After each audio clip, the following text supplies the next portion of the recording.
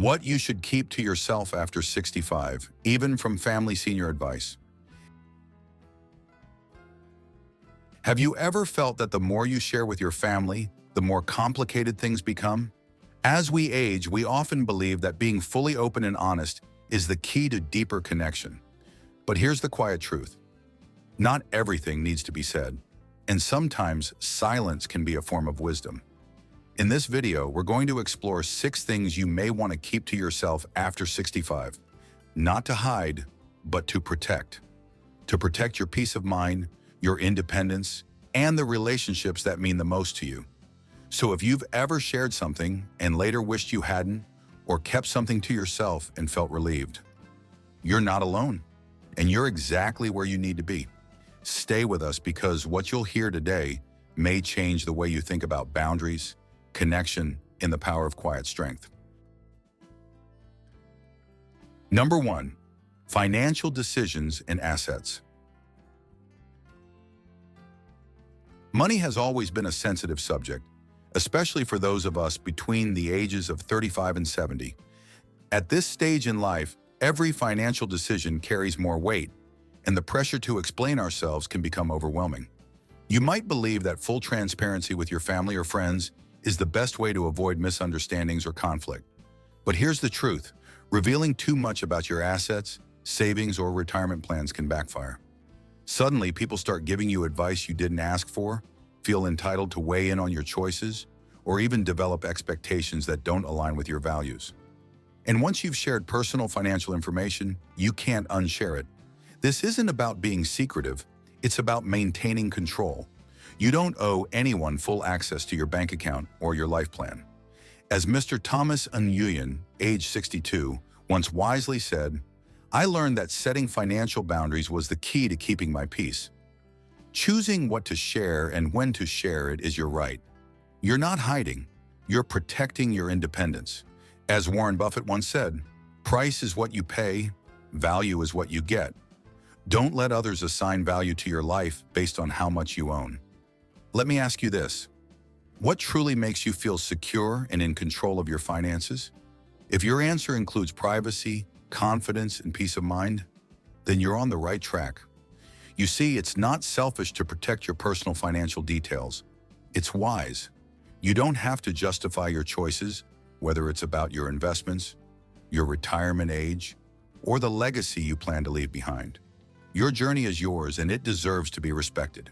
As Eleanor Roosevelt beautifully put it, no one can make you feel inferior without your consent. Don't allow anyone to make you feel guilty for setting boundaries.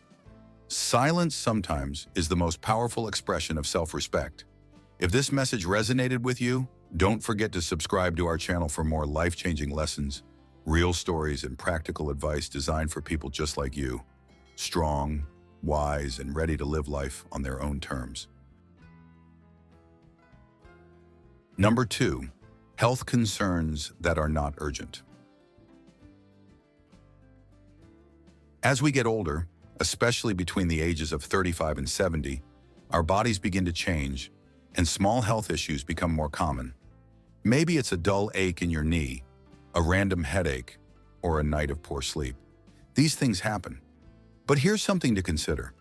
Does every little discomfort need to be shared with your family?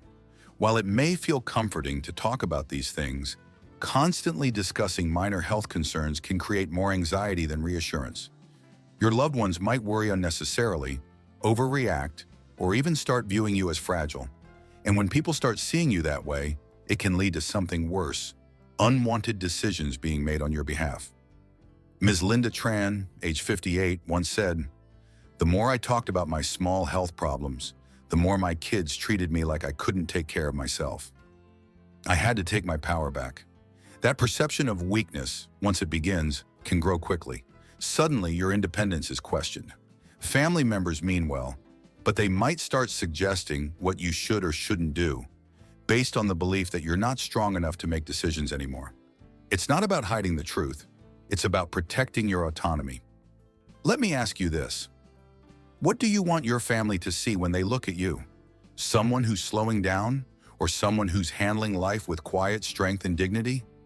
There's a big difference between speaking up about serious health issues and talking about every minor symptom. The latter can make people focus on what's going wrong instead of all the things you're still doing right. As the philosopher Marcus Aurelius once said, "You have power over your mind, not outside events. Realize this, and you will find strength." Choosing when and what to share is a form of power.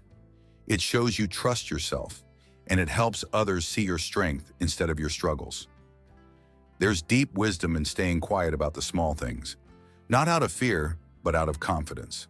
So next time you feel something a little off in your body, ask yourself, is this worth sharing now, or can I monitor it and give myself space to decide?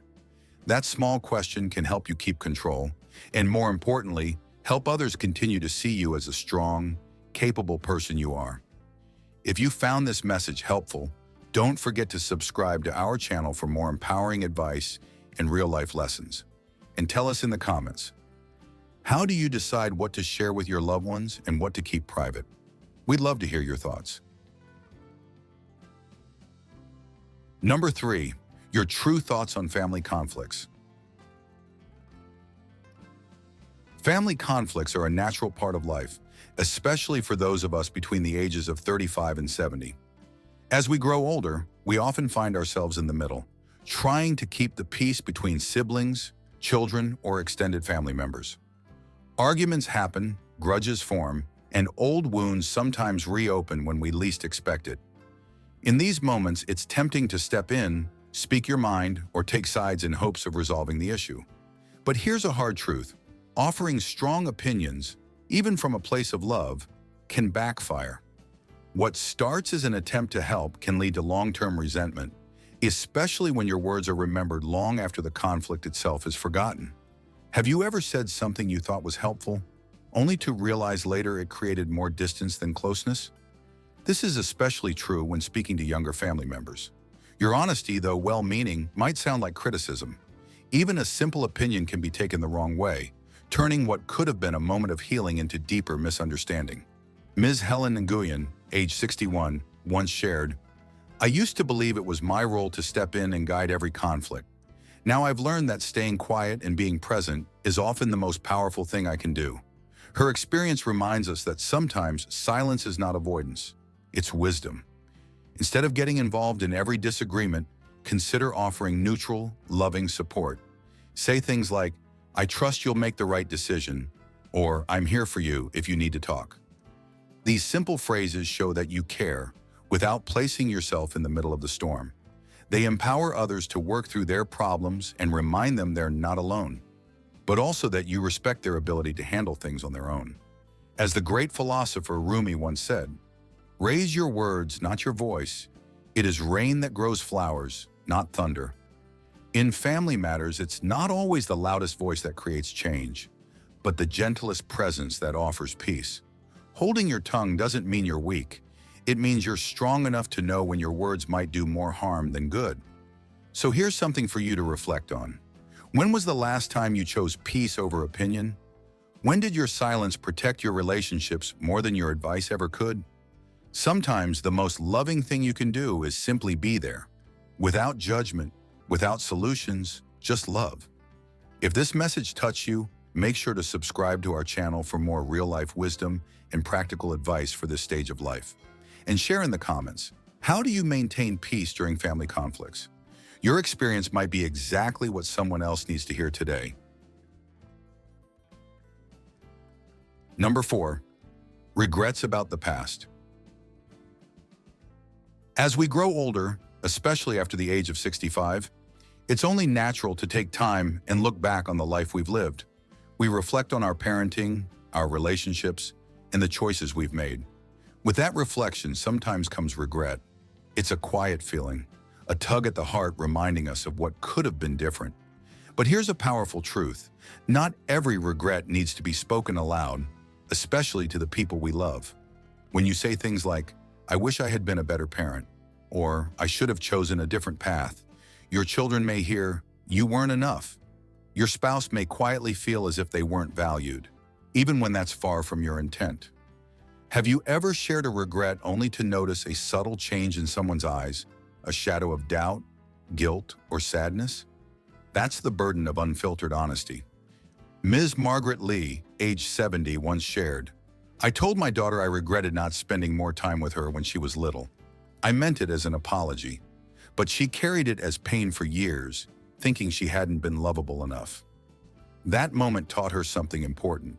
Some emotions are better processed in private, not handed over for others to carry. Reflecting on our lives is part of growing, but voicing regrets carelessly can plant seeds of insecurity in the hearts of those who love us most. That doesn't mean you should silence yourself completely. Your feelings matter, and they deserve space. But maybe that space is a personal journal, a quiet walk, a heart-to-heart with a trusted friend, or a chat with someone who truly understands the complexities of life. As Carl Jung once said, "I am not what happened to me. I am what I choose to become." And in choosing how you carry and share your past, you're shaping not only your own future, but also the emotional well-being of your family. So ask yourself, when you feel the urge to share your regrets, is it to heal or to be heard? Is it something your loved one needs to know, or something your own heart needs to process in peace? Sometimes silence isn't avoidance, it's protection. Sometimes not saying the words is the most loving act you can offer. If this message resonates with you, please subscribe to our channel for more thoughtful reflections, practical wisdom, and heartfelt advice for living well after 65. And we'd love to hear from you. How do you handle regret without passing it on to those you love? Share your experience in the comments. Your story could truly help someone else find peace. Number 5, the full extent of your financial situation. Whether you are financially secure or navigating through challenges, there's something important to understand. Sharing the full extent of your financial situation with family can deeply influence how they see you, how they treat you, and how much control they think they should have over your life. You may believe that being open about your finances builds trust or prevents future misunderstandings, but in many cases, it opens the door to something else: unwanted advice, rising expectations, or even subtle shifts in power that make you feel less independent. Have you ever noticed a change in someone's behavior after you shared too much? That's not just coincidence. That's a reminder of how sensitive financial information really is. Your money story is yours. It includes your struggles, your successes, your habits, and your decisions. But that story doesn't have to be fully shared to be respected. Mr. Edward Simmons, age 72, once reflected, "When I showed my family my full financial plan, I thought they'd be proud. Instead, I started hearing what I should be doing with my money. That was the moment I realized I had unintentionally handed over my independence." His experience is not unique. When you disclose everything, even with good intentions, it can trigger a sense of entitlement in others. Suddenly, your freedom to choose how and when to spend, save, or give becomes open for debate. This doesn't mean shutting people out or refusing support when needed. It simply means recognizing that your boundaries matter. As author and speaker Brené Brown wisely said, "Daring to set boundaries is about having the courage to love ourselves, even when we risk disappointing others." And that includes setting boundaries about what you choose to share financially. Privacy is not secrecy, it is self-respect. It allows you to live life on your terms without the pressure to meet someone else's expectations. So here's a question for you. Have you ever shared more than you meant to about your finances? And did that openness bring peace or pressure? These are the quiet decisions that shape how you live your later years. And sometimes choosing not to share everything is the most powerful way to protect your peace. If this message speaks to you, don't forget to subscribe to our channel for more thoughtful advice, inspiring stories, and empowering lessons for life after 65. And tell us in the comments, how do you decide what to keep private and what to share with your family when it comes to finances? Your insight could be exactly what someone else needs today. Number 6, your personal dreams and unfinished goals. Maybe it's finally writing that book that's lived in your heart for decades. Maybe it's traveling solo to a country you've only seen in magazines. Or maybe it's something simpler but deeply personal, like learning to paint, taking up ballroom dancing, or just living more freely without constantly seeking permission. These dreams are not childish. They're not naive. They're the sparks that keep your spirit alive. And while it's only natural to want to share them with those you love, there's something you should know. Not everyone will understand, and that's okay. Sometimes when you open up about these late-in-life goals, even the people closest to you respond with doubt rather than encouragement. They might say things like, "Aren't you a little too old for that now?" Or, "Shouldn't you be slowing down?" Or, "That sounds risky at your age." And they may not mean harm. Often their concerns come from a place of love or fear. But those words, even when gently spoken, can plant seeds of hesitation in your heart. Before long, you might start questioning your own dreams, wondering if maybe they are a little foolish, a little unrealistic, a little too late. But let me ask you this: who gets to decide what's too late for you? Ms. Carolyn Brooks, age 69, once shared, "I told my family I wanted to travel to Japan alone, and they laughed. That laugh stayed with me longer than I expected. So I stopped telling and started planning." Her quiet determination speaks volumes. Sometimes the best way to protect your dream is to guard it in silence until it's ready to bloom. You don't owe anyone an explanation for what brings you joy, purpose, or excitement. Your dreams don't need a committee, they need you. As George Eliot beautifully said, "It is never too late to be what you might have been." That quote becomes even more powerful the older we get, because it reminds us that life doesn't stop giving us chances just because we've crossed a certain age. In fact, these later years might be the best time to truly live on your terms, with less noise, fewer expectations, and more self-trust. So I ask you, what's something you've always wanted to do but held back from sharing? Is it time to give yourself permission not to talk about it, but to quietly begin? Whether it's a small personal goal or a bucket list adventure, you don't need validation to start. Protect your dreams. Nurture them privately. Let your actions speak when the time is right. If this message touches your heart, be sure to subscribe to our channel for more stories that inspire courage, wisdom, and joyful living after 65. And in the comments, tell us, what personal dream are you holding on to? And what's the first small step you could take today to bring it closer? You never know. Your story might be the spark someone else needs. Thanks for watching, and we look forward to seeing you in the next video.